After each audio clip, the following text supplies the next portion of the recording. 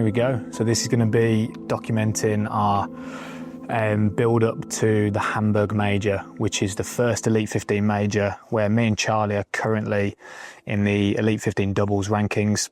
I think we're third or fourth, so there's a couple races to go.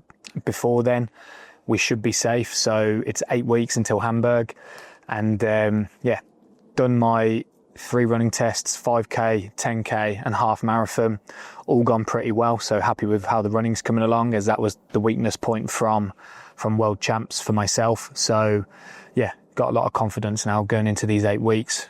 Dialed in on my nutrition, started picking up all my supplements again, and we're just going to try and document myself, George with the clothing, with the new race line coming out, documenting the build up to the Hamburg Elite 15 major. So appreciate you coming on.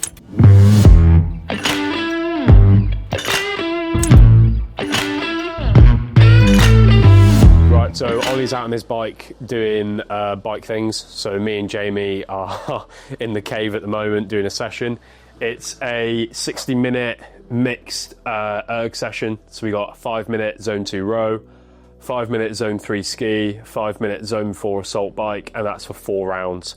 So it's just 60 minutes of work, basically working through the heart rate zones, bringing them up and then bringing them back down again. 3, 2, 1, go.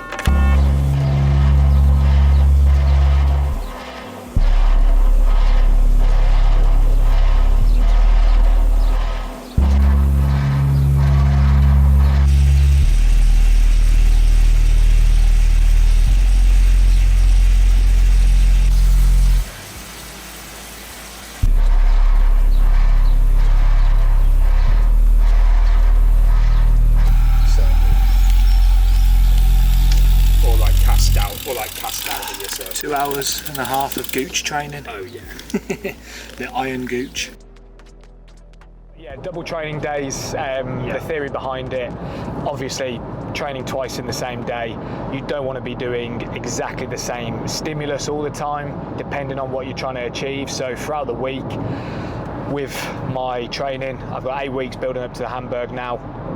I'm starting to bring back slightly on the cycling volume because I need to get better at running again. So the running volume is going to be increasing. I don't do double running days because me being a heavier frame, that would crucify me and I'd start picking up injuries. So what I try and complement my double kind of conditioning days, let's call it, is supplementing bike work in the morning and then running work later on, or the other way round.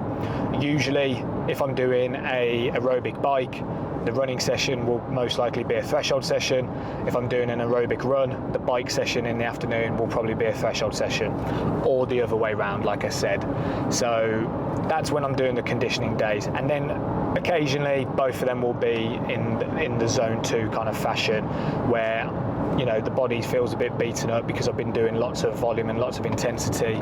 So now I'm just trying to make sure that I'm getting in my adequate recovery. So yeah, I might see like a zone 2 run in the morning, 45 to 60 minutes, and then a zone 2 bike, 45 to 60 minutes, just to keep the wheels spinning over and ticking over, really, just to try and get that added extra volume.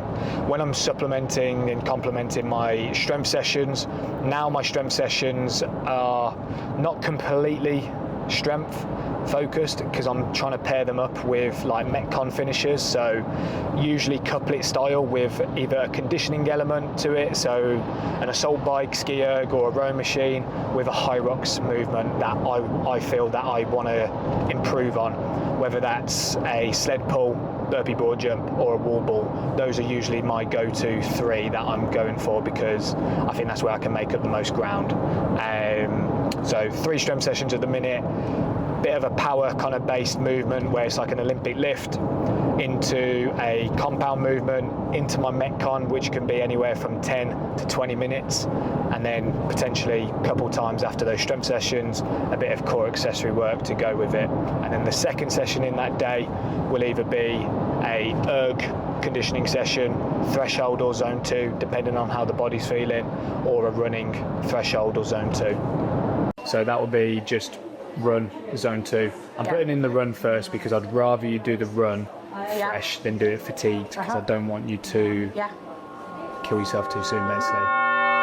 As an athlete, when you're injured, it can be quite tough. One of the reasons why that is you've got to do separate things to what your team or what your environment is doing. I mean, I guess the most important thing when you're injured is keeping in the training environment with your group, but it doesn't necessarily mean you have to do the same thing, and just being comfortable with that. Second session of the day, we've done some aerobic work. Well, I have on the bike this morning. Jamie and George have done their kind of tempo erg session, but me and Jamie and Jodie, who is one of our athletes, she's training for a marathon. We've got basically 4 lots of 10 minutes at kind of roughly around marathon pace, which we're going to do starting off at zone 3 because it's quite hot today. It'll probably naturally pick up into a zone 4 effort. So 10 minutes at that kind of pace into 3 minutes recovery at zone 2/walking, depending on what our heart rate data's saying. Nice and simple, working through that. So higher volume today at a lower kind of moderate intensity for us. So yeah, bosh.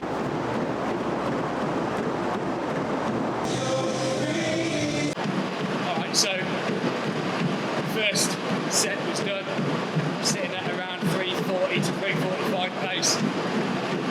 Staying in zone 3, which I'm quite happy with, so the heat's not getting to me too much. So I'm going to hit this one same pace and probably stay at that 340, 345 pace for around the 10 minutes for the rest of the sets, because most likely my third set and fourth set might just creep into the lower end of threshold, and yeah, that's pretty perfect for what I want today. So I'm at 155 beats, which is mid-range, zone 3 for me. So spot on.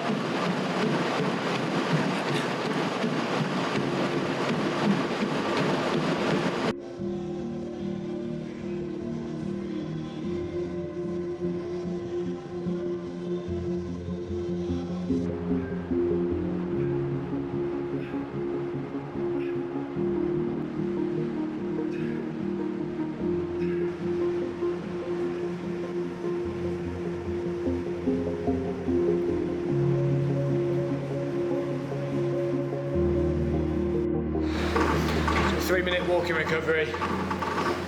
Did creep up into threshold on that one, only at the bottom end. But my God, you can hear this. Need some oil. So yeah, just the meaning behind doing like just lower threshold work is just trying to accumulate more volume in around that kind of sustainable pace, which is going to hopefully bring up this Hyrox pace of mine. We've got Jodie doing the Venice Marathon, so just ticking over, coming back from injury. So curve runners are usually quite a nice one to go on to if you feel confident with the curve. It's quite nice just having these handles as well, just so you can steady yourself. And then Jamie, you're probably sitting around 4:15 pace? 4:15 heart rate? Just 160. 160. So I went up to about 163 on that one. And you're sitting at what, about 160 as well? That one was 154. 154? Yeah, so I think I need to push it a little bit more. So yeah, a little bit faster on this next one. Thank God we've got the fan.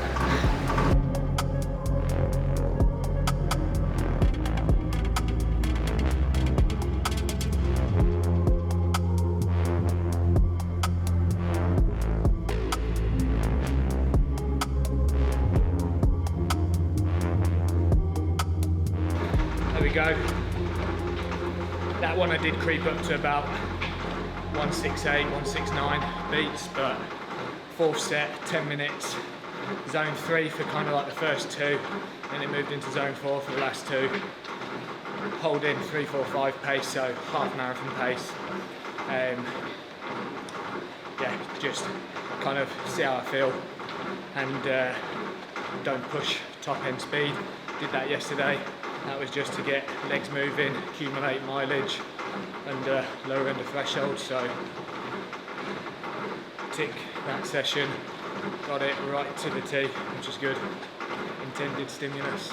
Right, so we're rounding this video off. It's actually the 4th video, as we've got the Rivington one, the 247 Ultra coming out, and so that will be out as this one's in the works. But yeah, today was 2 conditioning sessions for myself, strength session for George with a conditioning session with Jamie in the morning. Jamie was a double conditioning day.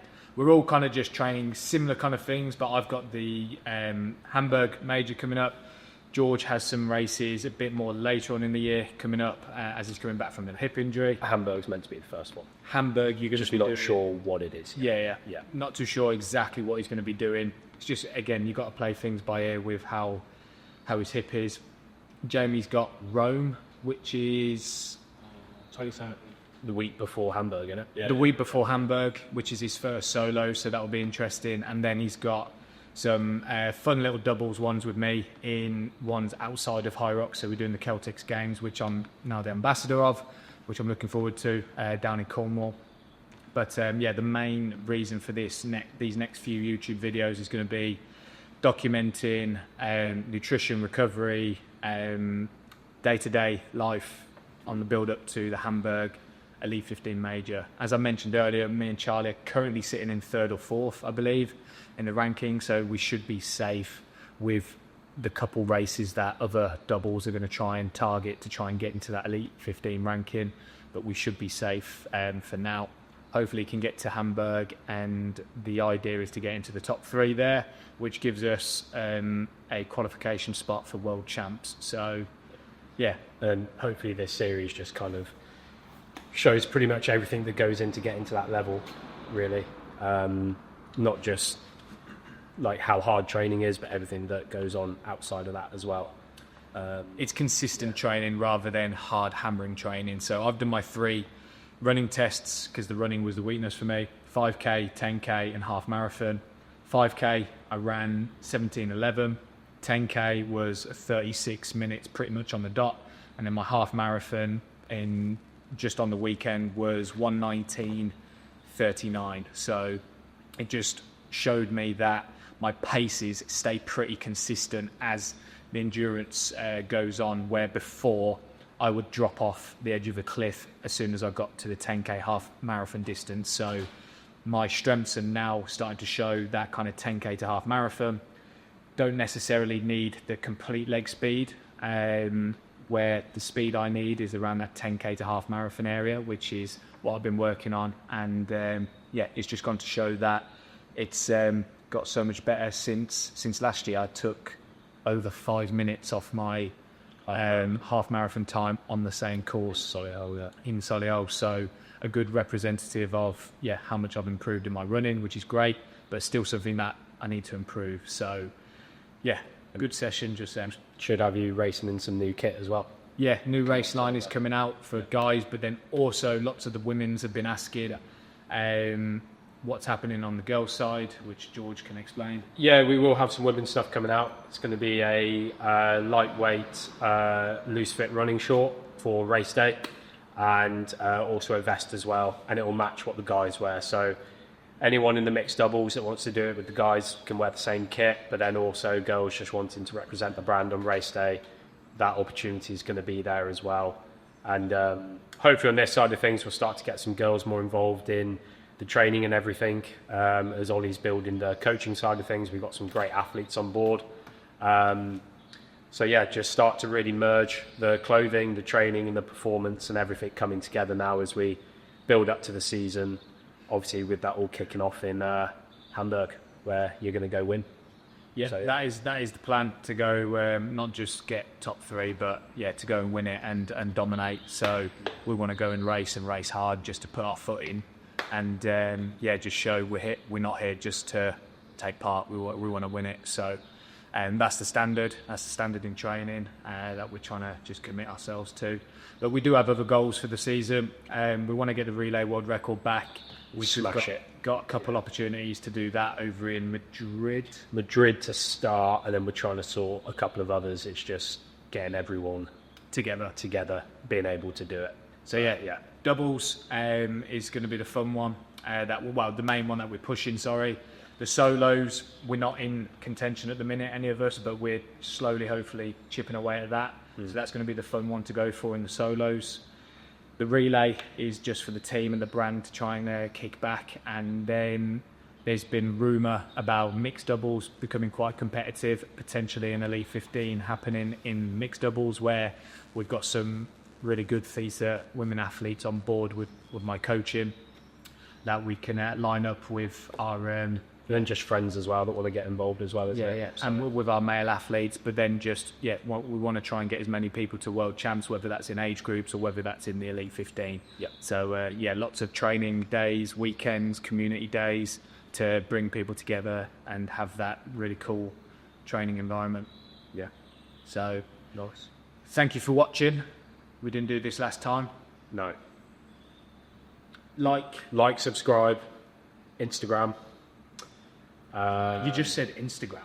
What to do with Instagram? Go on it and Instagram. Just go on and Instagram on Instagram. Facebook. No, we don't use Facebook. Only you use Facebook. Appreciate it, and we're going to try and be a bit more consistent with these YouTube videos, building up to Hamburg and documenting it.